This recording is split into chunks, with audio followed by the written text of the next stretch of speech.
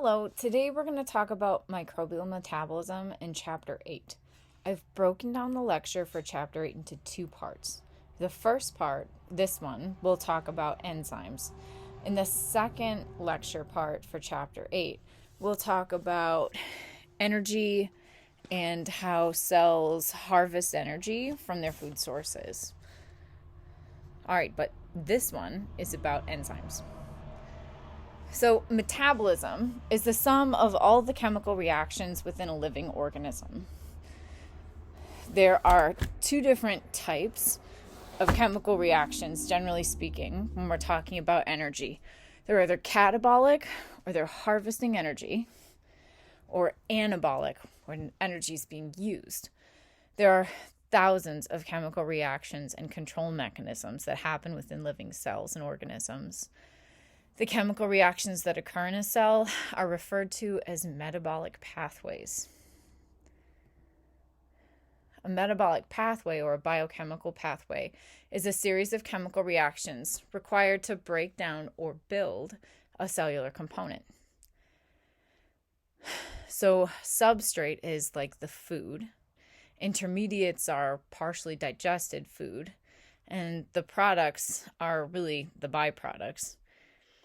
And enzymes are usually involved in each of these steps.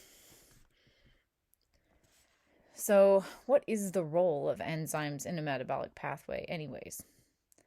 Enzymes facilitate each step of a metabolic pathway.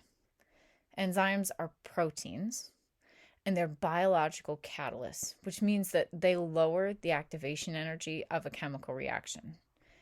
So, for example, the starting compound would, on its own, break down into intermediate A at a very slow rate. But when enzyme 1 is present and it can act upon that substrate, it can speed up the reaction so that it can happen. Some enzymatic reactions happen in much less than a second. So let's talk about this with energy of activation. So we've got time on the x-axis of this graph. On the y-axis is the relative amount of energy in a molecule. So the substrate would be like your starting components, your reactants. And they're at, in this graph, an energy level of about 4.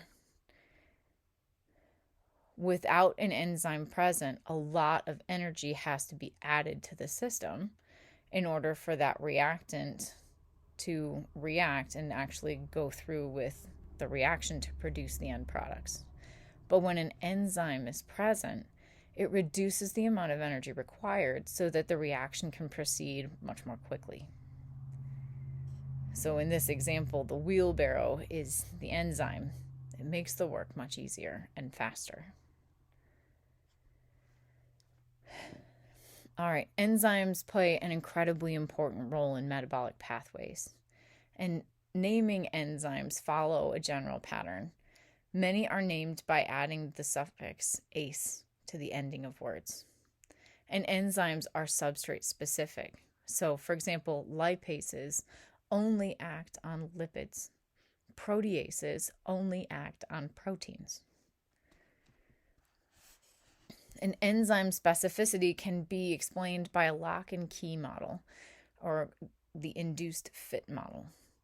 So if you look in orange, there's the key, or the substrate, and the blue structure is the enzyme. The enzyme has a hole in it, an active site, where the substrate binds, but only something with that very specific shape can fit there. So an enzyme can't act on just any substrate. It has to be a very specific one. Many protein enzymes are complete on their own. Others have protein and non-protein components. So the enzyme itself will look more complicated than this blue block in reality, but this is a good way to picture it in your mind. All right, so in the induced fit model, we have the substrate in orange, the enzyme in blue. So here's the substrate up here and the enzyme. And you can see the active site is where there's a three-dimensional shape that matches the shape of the substrate perfectly. When the substrate binds in the active site of the enzyme, we call this the enzyme substrate complex. And then the enzyme changes the substrate in some way and releases products that are different than the starting material, the substrate. The products leave the enzyme, and the enzyme is available unchanged to react with more substrate and start the process over again.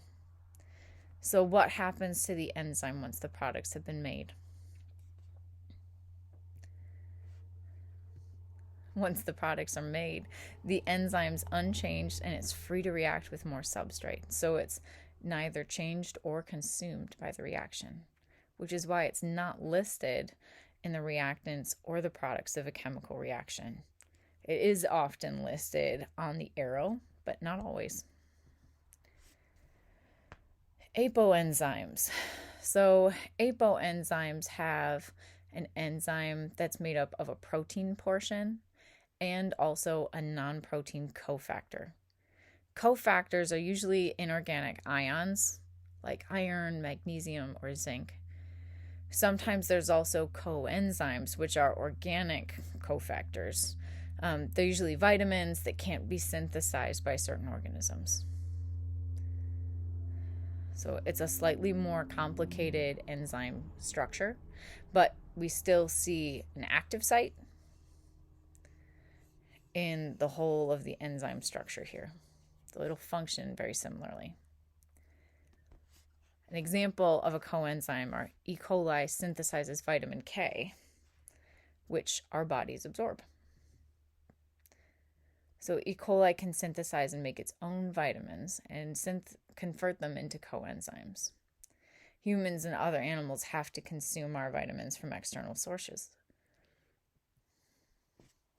Some factors that influence enzymatic activity are a cell's ability to survive in extreme temperatures or pH due to their enzymes. And enzymes are also influenced by environmental factors.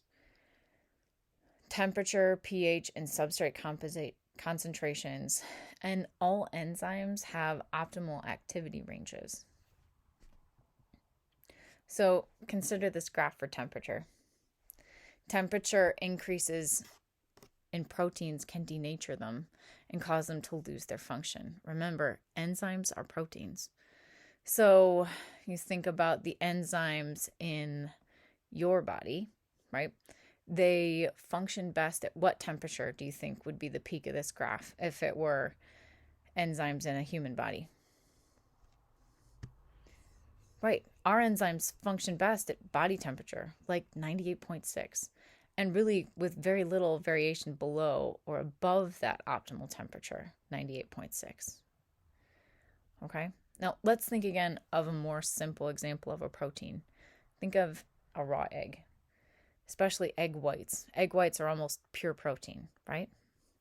Well, you can freeze an egg white, you can lower the temperature, and then if you thaw it out, if you leave frozen egg whites on your kitchen counter and warm them back up, they're still wet, runny egg whites, just like they were when you first cracked the egg, right? But what happens to those egg whites when you heat them up? Yeah, you get scrambled eggs, right? Or hard-boiled eggs, depending how you're heating them. But the point is, we've made a distinctive change in their structure. We've denatured the proteins in a cooked egg. If you cool a cooked egg down, does it go back to being a liquid, runny egg? No. It's an irreversible change. And the same thing happens to all the proteins and enzymes in microbes and in a human body. When those proteins get too hot, they denature, they change their physical structure, they can no longer function, and that change is irreversible. So temperature plays an important role. And this is one of the reasons why using temperature as a way to control growth is so important. If we heat things up and denature their enzymes, the cells can't do their jobs. And if we cool them down and keep them cold, like in a deep freezer, the cells can't do their jobs because their enzymes can barely function, right? Okay, so denaturation of an active protein. So here on the left, we have an active functional protein. It's been folded in a very specific way, which gives it a very specific three-dimensional structure that allows it to do its job effectively. But if we denature that protein and we change the three-dimensional structure, it can no longer do its job and function. And you know that change is permanent. Temperature is not the only thing that can denature a protein, though.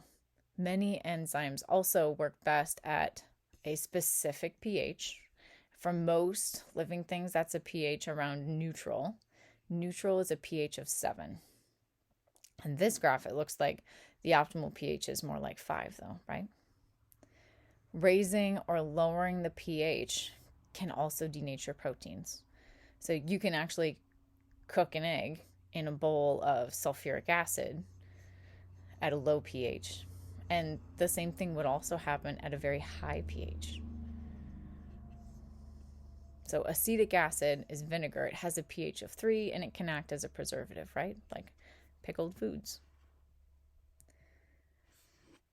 All right, another thing that affects the rate of enzyme activity is the substrate concentration. When the substrate concentration or the enzyme food gets too high, the enzymatic activity levels off since all the enzymes are working at their maximum rate. So initially, as we increase substrate concentration, the enzyme activity also increases, right? Until we reach a saturation point. When all the enzymes are working, it doesn't matter if we dump more substrate in. All those enzymes are occupied by substrate molecules, so there's a limit to how fast they can process substrate. Without enzymes, energy yielding reactions could occur, but the rates would be extremely slow.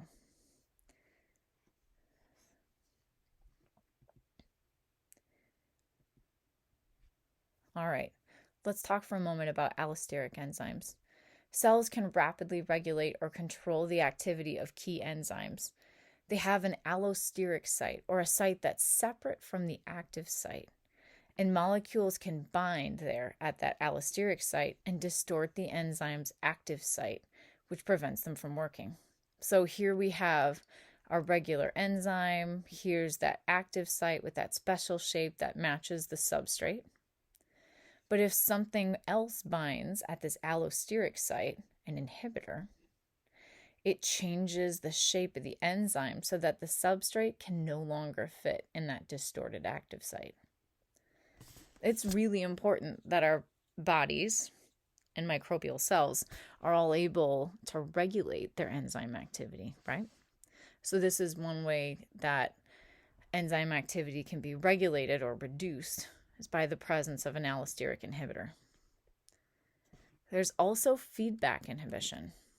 So when the end product of a biosynthetic pathway can act as an allosteric inhibitor of the first enzyme and pathway, that's called feedback inhibition. And it allows for controlling its own synthesis or building. For example, in E. coli, the presence of the amino acid isoleucine allosterically inhibits the first enzyme in the pathway. And it prevents the synthesis of more isoleucine when isoleucine is present in high enough concentrations. Once the isoleucine concentration is depleted and drops below a certain threshold, E. coli can resume production of isoleucine, kind of like a thermostat, right? Your thermostat shuts off when there's enough heat, but when the temperature drops below a certain level, your furnace kicks back on to raise the heat back up in your home. All right, so why all this talk about enzymes? Why do they matter anyway? Well, enzymes can be really important for the function of antibiotics. They're also used for biochemical testing to allow us to identify different microbes. So enzymes can be inhibited by a variety of compounds other than regulatory molecules, such as allosteric regulators.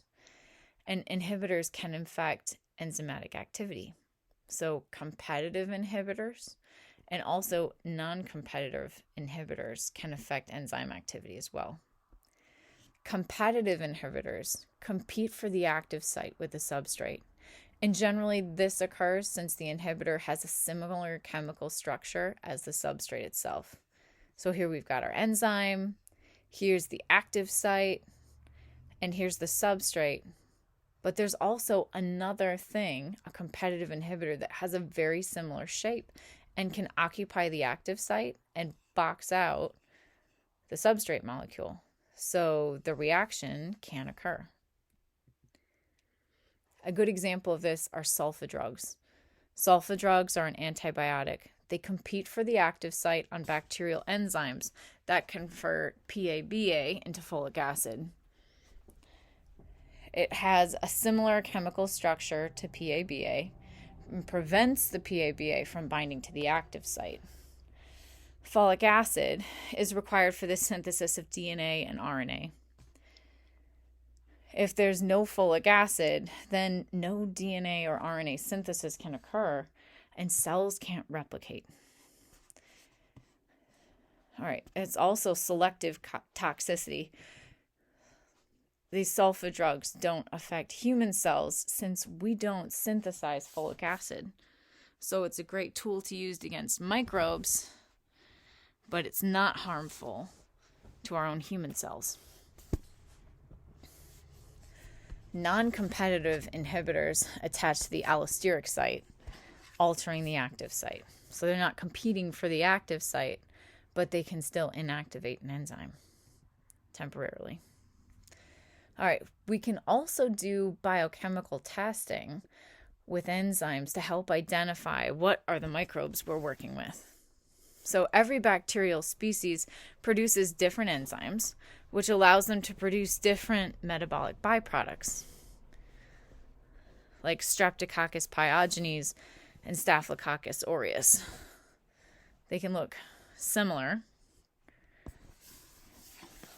but they produce different metabolic byproducts. So for this, we could use a catalase test. It's the simplest test used to differentiate between Staphylococcus and Streptococcus. Streptococcus are catalase negative. They're obligate fermenters. Staphylococcus are catalase positive. So by placing a few drops of hydrogen peroxide on bacterial growth, we can see which bacteria produce the enzyme catalase. A positive test is indicated by the formation of bubbles. So you see bubbles forming here on the Staphylococcus aureus plate, but no bubbles on the Streptococcus pyogenes when hydrogen peroxide is applied. And the reason for this is that hydrogen peroxide breaks down slowly over time into water and oxygen gas, the bubbles. In the presence of the enzyme catalase, this reaction, which normally takes years and years, happens in an instant. So it's the same reason why when you pour hydrogen peroxide on a cut, like on your skin knee when you were a kid, and it bubbles up, because human cells also produce catalase. So fast and easy test and an easy way to differentiate between these two very similar looking bacteria. All right, that's it for our section on enzymes. Make sure that you watch the second chapter 8 video where we'll talk more about energy and metabolism of microbes. Okay?